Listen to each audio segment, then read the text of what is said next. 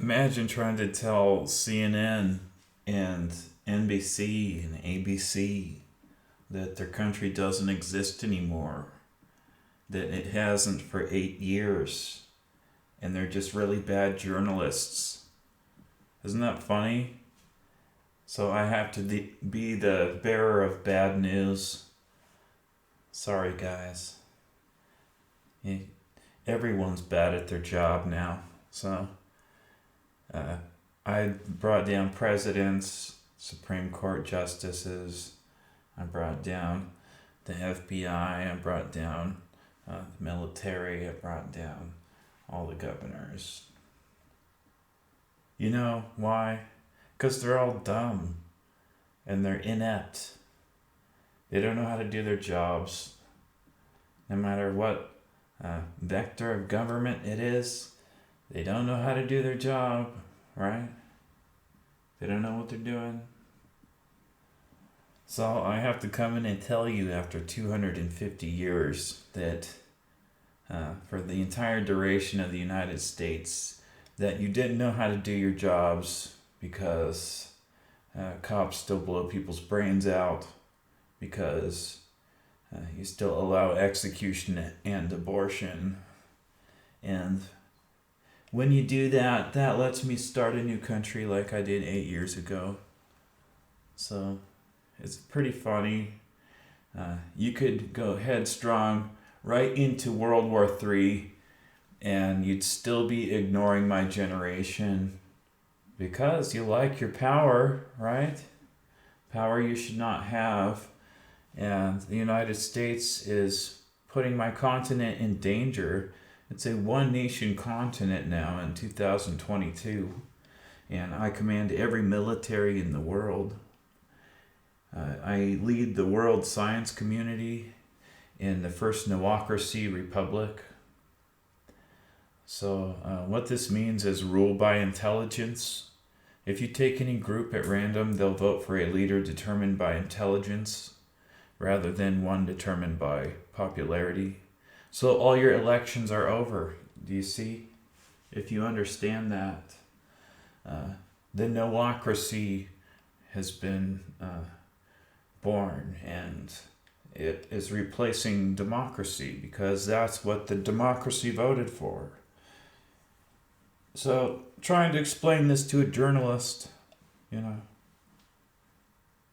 nobody knew shit for many, many years. The only reason we have power lines overhead, this web of high voltage death, is because Westinghouse was greedy with Tesla, right? And when we went to take off with our sky car from our lawn, we're going to get electrocuted with a high voltage web of metal that should have never been created in the first place. So you see the dilemma. Our parents' generation had a very stubborn way of doing things, and they just made more and more of the same way of doing things. I mean, high voltage web of death, hey, that's just the way we do things. And they paid no mind. They paid no mind regarding kinetic warfare. So, of course, my generation eventually has to take over because you're imbeciles and you're going to destroy my planet, right? My continent. So, no one owns the land anymore because, hey, drawing your lines in the sand, your property lines, your state and national borders, this is the root of all conflict, territorialism. So, when you're territorial humans, you will fight and cause wars. Hey, nationalism and national conflict, it's all irrational. Nationalism itself is dying. Although Cascadia has expanded from the Pacific Northwest, having national pride and multiple cooks in the kitchen, regarding military at least, is very bad news because That's poor leadership. That's fractured leadership with super weapons. You can't have multiple nations having the atomic bomb and expecting things to go well. No, you have to have consolidated leadership. So that's generational leadership. I represent the Zennial generation. So there you have it, a step beyond nationalism for once. And it's been a long time coming.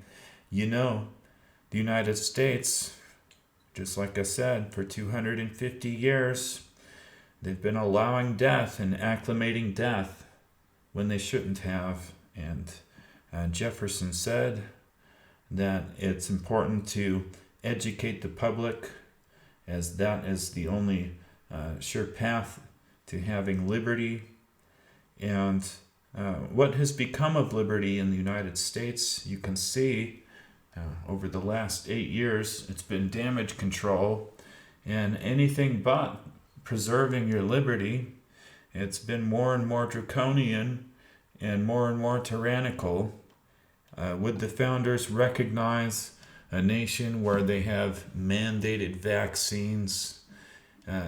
Did politicians do proper research on these vaccines before they gave them to the public?